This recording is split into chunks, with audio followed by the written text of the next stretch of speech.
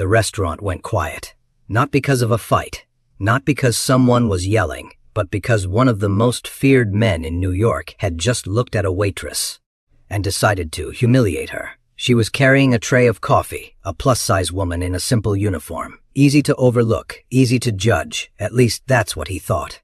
The Mafia boss leaned back in his chair and said something in Arabic. A cruel comment. The men sitting around him burst into laughter. They thought she wouldn't understand. Most people wouldn't have, but they were wrong.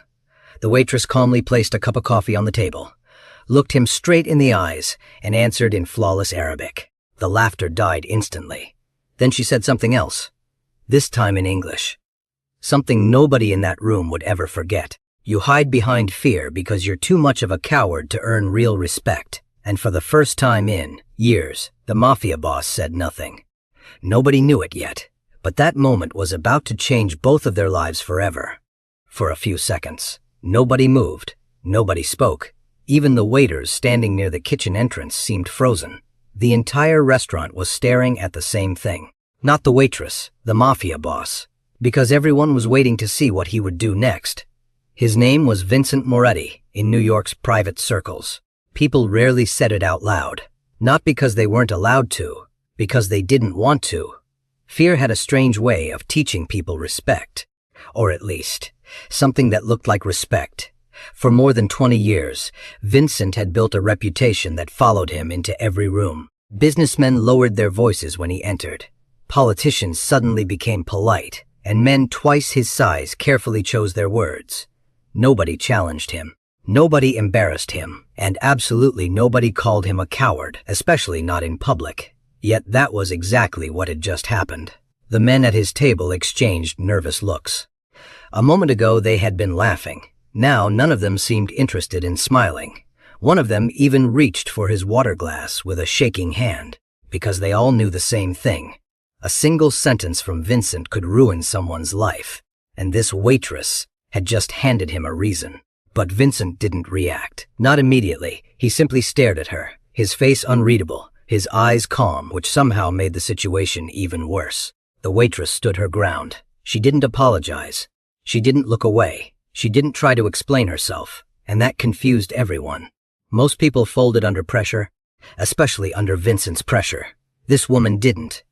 For several seconds, they looked at each other. Two people from completely different worlds. One surrounded by power, the other carrying a coffee tray. Then something unexpected happened. Vincent smiled, not a friendly smile, not even a happy one, just the corner of his mouth moving slightly, as if he had discovered something interesting. Something worth paying attention to. Finally, he spoke, in English this time. What's your name? The room practically leaned forward. The waitress answered without hesitation. Emily. Emily. What? Just Emily. A few people chuckled nervously. Vincent didn't. His eyes never left hers, as if he were trying to solve a puzzle. Eventually he nodded, then picked up his coffee, and dismissed her with a small wave of his hand. That should have been the end of it. At least, that's what everyone thought. Emily walked away, back toward the kitchen, back toward her shift, back toward her ordinary life, or so she believed, because what she didn't know was that Vincent Moretti had already lost interest in thousands of people over the years. But not this time. The moment she disappeared through the kitchen doors, he turned toward the man sitting beside him, a man named Carlo, one of the few people he trusted, and in a voice so quiet, nobody else could hear. Vincent gave a single instruction. Find out who she is. Carlo frowned. A waitress? Vincent took another sip of coffee, still staring at the kitchen entrance. She's not just a waitress, and somehow that simple order would become the beginning of something none of them could have predicted. The next morning, Emily arrived at work at 6:30, just like she always did. No security escort, no expensive car, no dramatic entrance.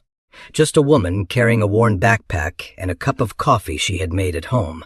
If you saw her walking down the street, you probably wouldn't notice her. Most people didn't, and honestly, she was used to that.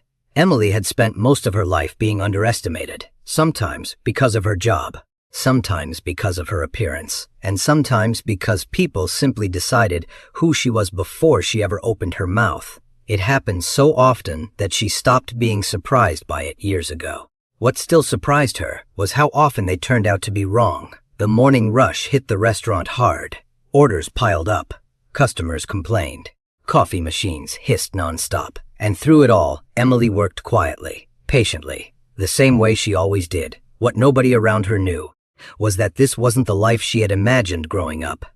When she was a little girl, her world looked very different. Her father wasn't a businessman, or a politician, or anyone famous. He was a linguistics professor, a man obsessed with languages. He believed every language opened a door into another way of thinking, and he spent his life chasing those doors. When Emily was 10 years old, his research took their family overseas. Not for weeks, not for months, for years. One country became another. One city became the next. Jordan, Oman, the United Arab Emirates, places most Americans only knew from television. While other children spent summers at camp, Emily spent hers sitting in crowded markets, listening, learning, watching.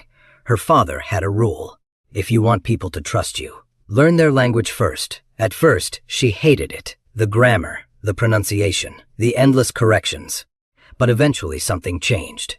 Arabic stopped sounding foreign. It started feeling familiar. By her teenage years, she spoke it naturally. Not perfectly, not at first, but well enough that locals often forgot she wasn't from there, and that changed her, because language did something powerful. It allowed her to see people beyond appearances, beyond stereotypes, beyond assumptions. Something her father reminded her of constantly. People reveal who they are when they think you don't understand. Emily never forgot those words. Years later, they would prove him right again, and again and again. But life wasn't always easy. When Emily was 17, everything changed. Her mother became seriously ill. Medical bills began piling up. Research opportunities disappeared. The family returned to America much sooner than expected. Nothing felt the same after that. Her father tried to rebuild his career, but academia can be unforgiving. One setback became another. Financial pressure grew, stress followed, and eventually the life they had known disappeared. Emily learned something during those years. Pride doesn't pay hospital bills. Hard work does, so she worked any job she could find. Bookstores, coffee shops, retail counters, night shifts, weekend shifts, anything. She never complained, at least not publicly. Because she understood something many people didn't. Difficult times don't care how intelligent you are, or how talented, or how educated. Sometimes survival is the only goal, and survival requires humility.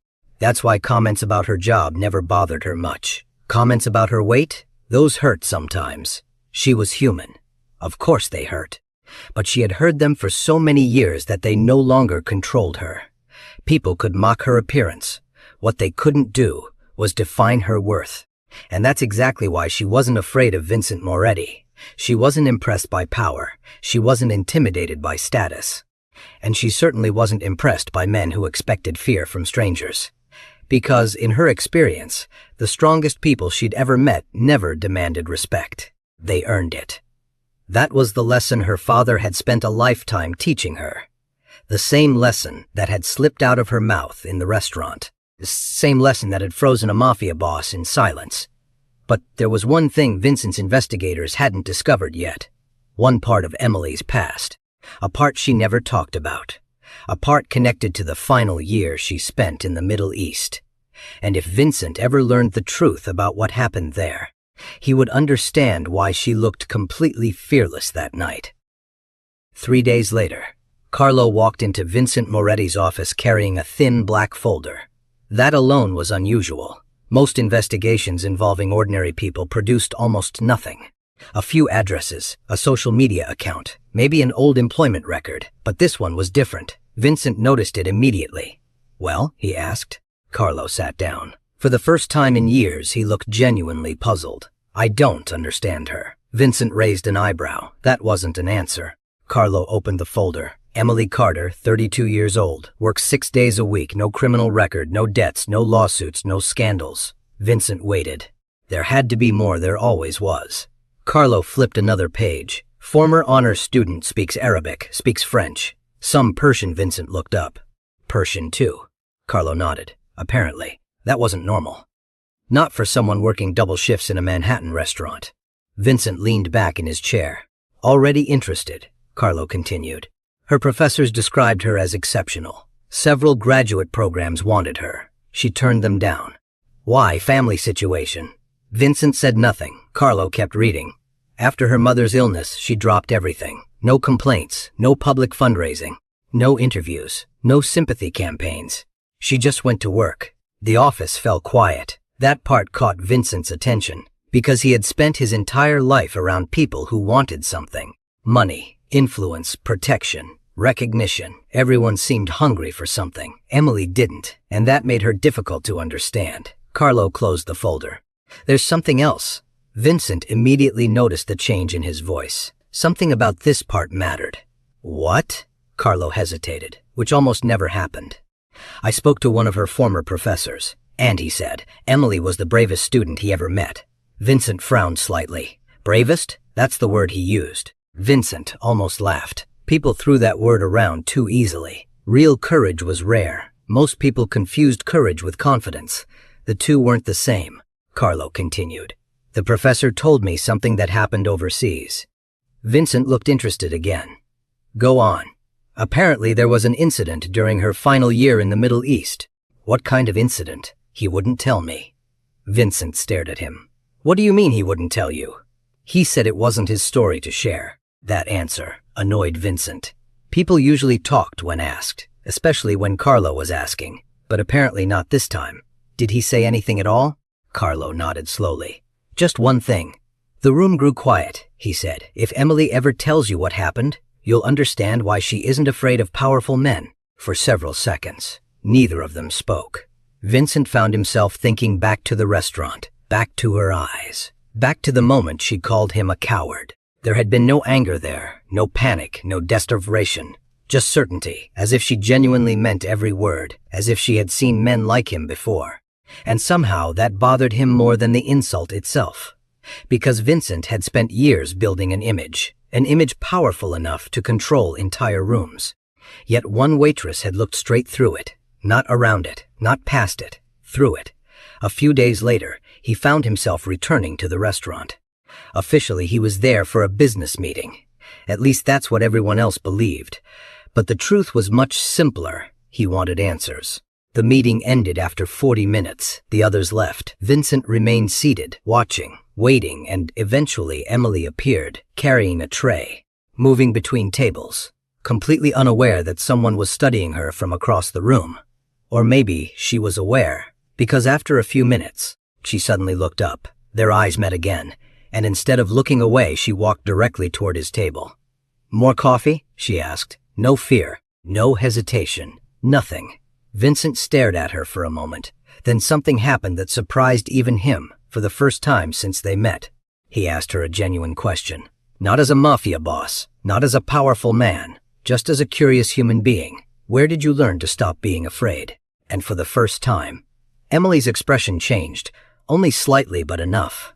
Enough for Vincent to realize he had finally touched the one subject she didn't want to discuss. Emily didn't answer right away for a moment. She simply looked at Vincent.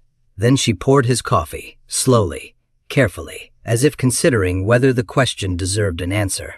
Finally, she smiled. Not a happy smile, more like someone remembering something difficult. You don't stop being afraid. She placed the pot back on her tray. You just learn there are things worse than fear. Then she walked away, leaving Vincent sitting there with more questions than answers, and strangely, he found himself thinking about that sentence for days, because he understood fear better than most people. He had built an empire using it. But Emily spoke about fear differently, as if she had survived something much bigger than intimidation, something bigger than him, and that thought refused to leave his mind. Meanwhile, Emily's life continued exactly as before, or at least it seemed that way. The restaurant was busy. Customers came and went. Tips were average. Bills still needed to be paid.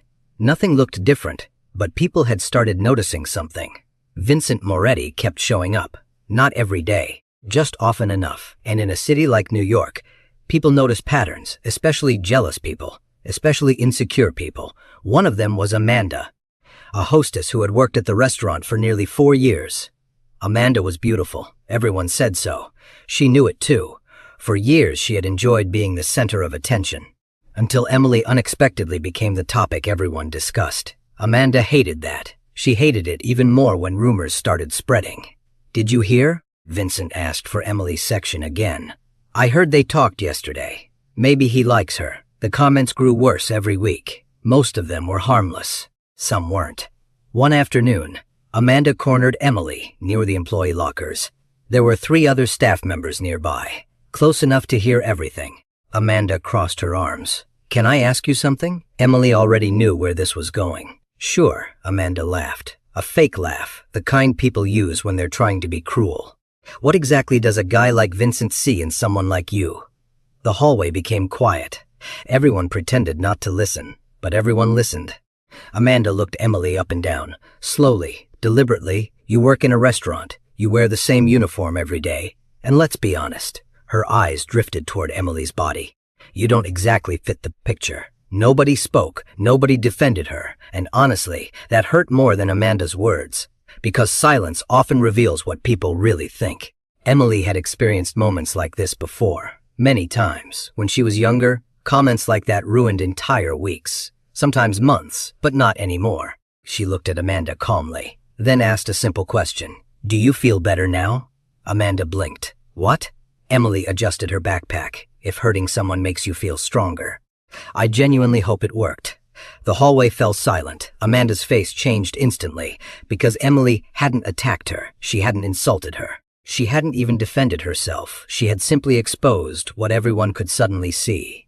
Insecurity, raw insecurity, and there was no comeback for that. Amanda stormed away, furious. The others avoided eye contact. Emily grabbed her things and left. But what happened next was something she never expected. Because someone else had witnessed the entire exchange. Someone sitting alone near the back of the restaurant. Someone who had arrived early for a meeting.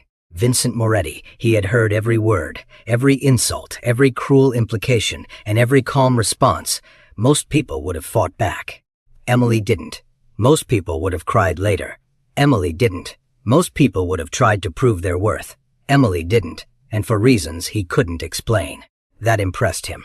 Far more than speaking Arabic ever had, because language could be learned. Character was different. Character revealed itself under pressure, and Emily kept revealing the same thing, again and again and again. The problem was, not everyone admired that strength. Some people resented it. A lot. And one of those people was about to make a decision that would put Emily in real danger. A danger far bigger than a few cruel words in a hallway. The trouble started with a lie. A small one at first, the kind people tell when they think nobody will check. A week after the incident with Amanda, a customer complained that money was missing from his coat pocket.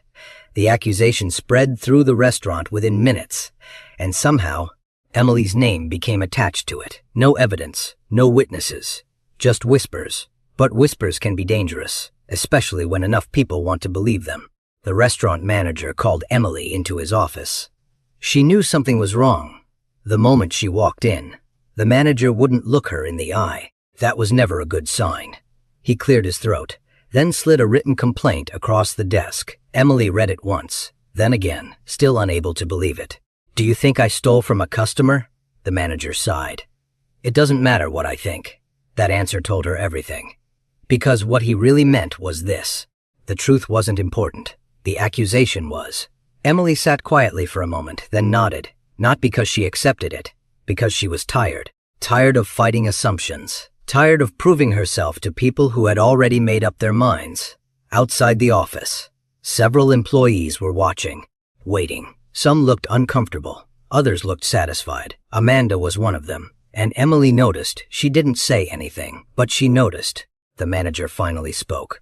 "I'm suspending you until we sort this out." The words landed like a punch.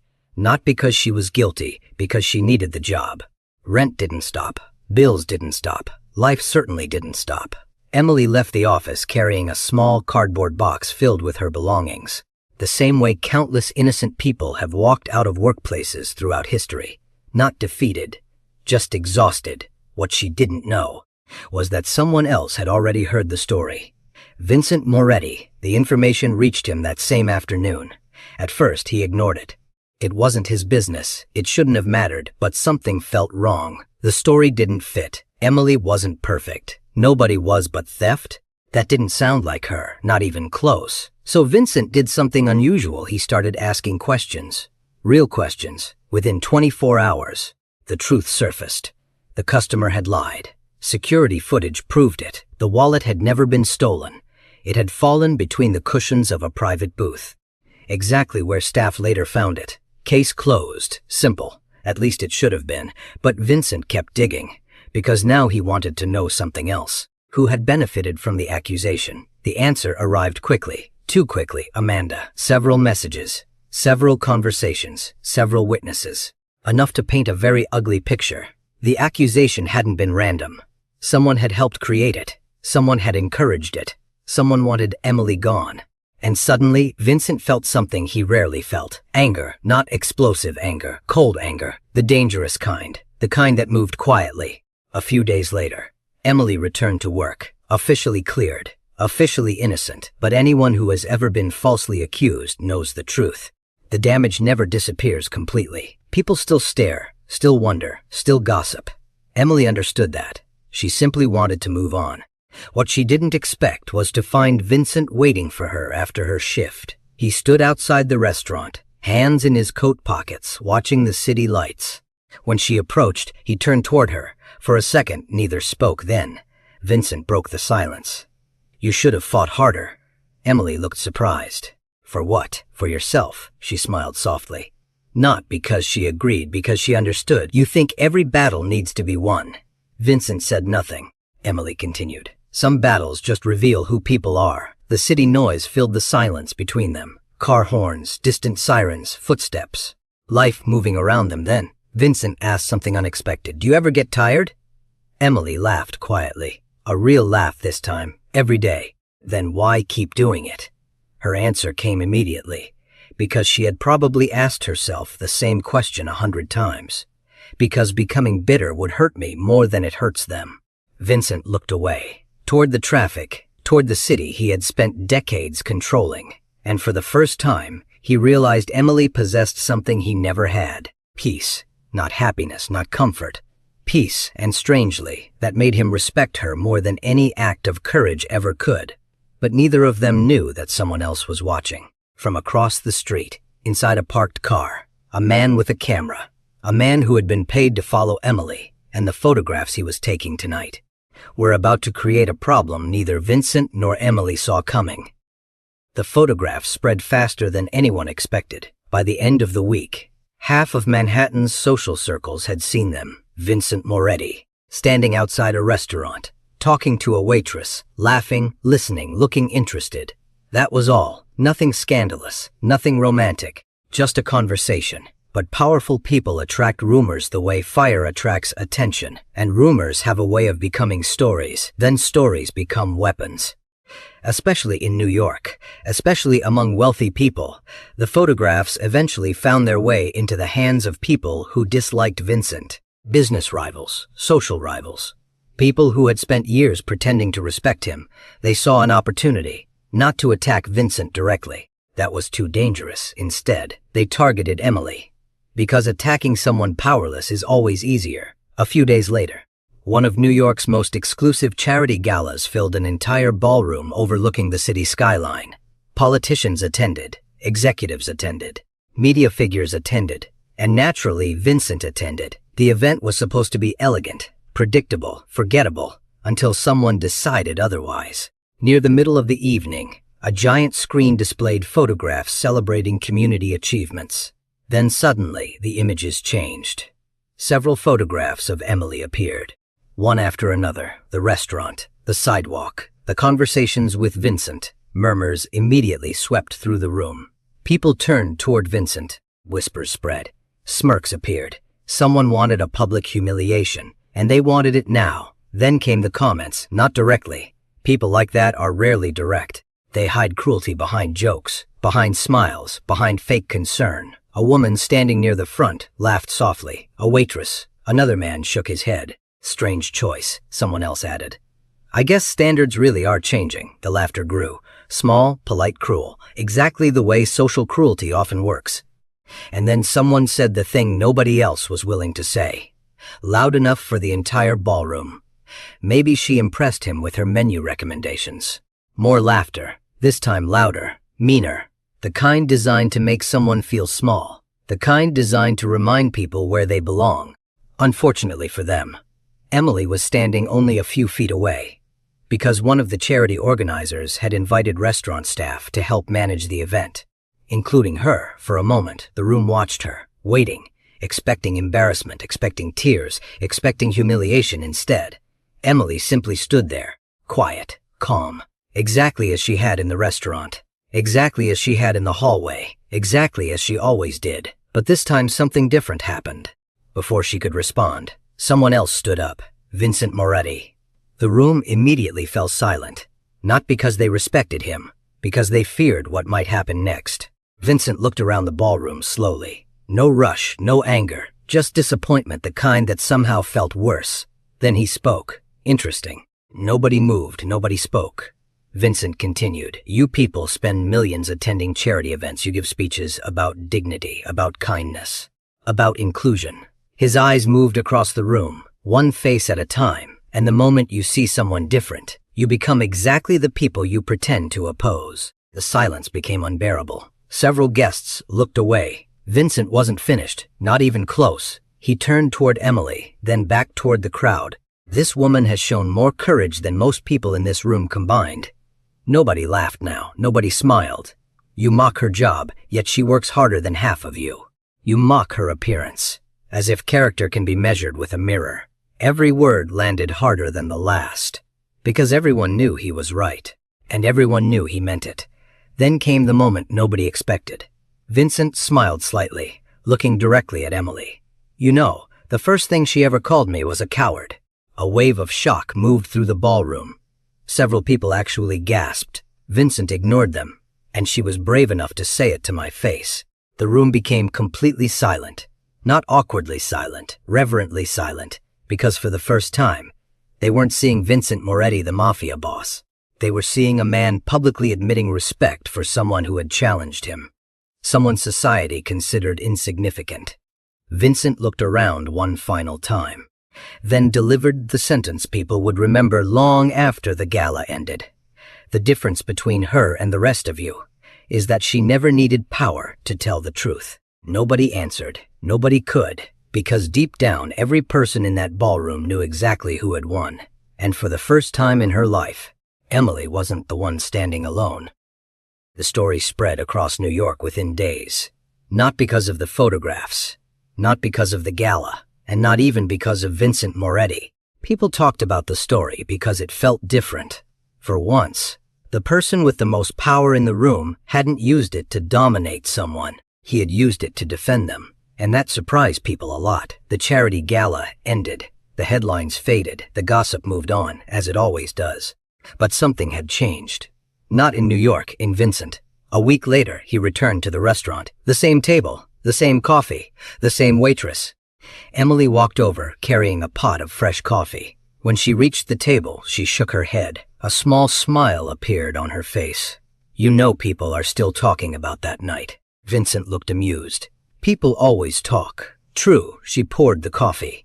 But most of them don't stand up and embarrass half of Manhattan for the first time. Vincent laughed, a genuine laugh, the kind almost nobody ever heard. And that was when Emily realized something. The man sitting in front of her wasn't the same man she had challenged weeks earlier. He still carried power. He still carried influence, but there was something else now. Humility. Not much, just enough to matter. Vincent looked out the window, watching people move through the city. Then he asked a question. "Do you regret saying it?" Emily knew exactly what he meant. The word. Coward. The insult that started everything. She thought about it for a moment, then smiled. "A little." Vincent raised an eyebrow. "A little?" Emily nodded. Today I'd probably use a different word that made him laugh again. The city moved around them. Car sirens. People rushing somewhere important. For a while neither of them spoke, and strangely, the silence felt comfortable. Not awkward, not tense, just peaceful. Eventually, Emily glanced at the clock. Back to work. Back to normal life. At least as normal as life could be after everything that had happened. Before she walked away, Vincent spoke one last time. "Emily," she turned. "What?" He paused, as if choosing his words carefully. something he wasn't known for. Then he said, "Thank you." Emily looked genuinely confused. "For what?" Vincent stared into his coffee. For a moment he looked older, not weaker, just more honest. Then he answered, "For being brave enough to tell me the truth." Emily didn't respond immediately. She simply nodded, then returned to work, and that could have been the end of the story. Maybe it should have been. But sometimes the most important endings are the quiet ones, the ones without applause, the ones without grand speeches, the ones where people simply leave a little better than they arrived. Because the truth is, Emily never needed wealth, she never needed status, she never needed power, the thing everyone else spent their lives chasing. She already had self-respect, and in the end, that turned out to be stronger than fear, stronger than influence, stronger than reputation, even stronger than a mafia boss. Because real respect cannot be demanded, it cannot be bought, and it certainly cannot be forced. It can only be earned, one honest choice at a time. And on the night, a waitress looked a powerful man in the eye and called him a coward. Both of them began learning that lesson together.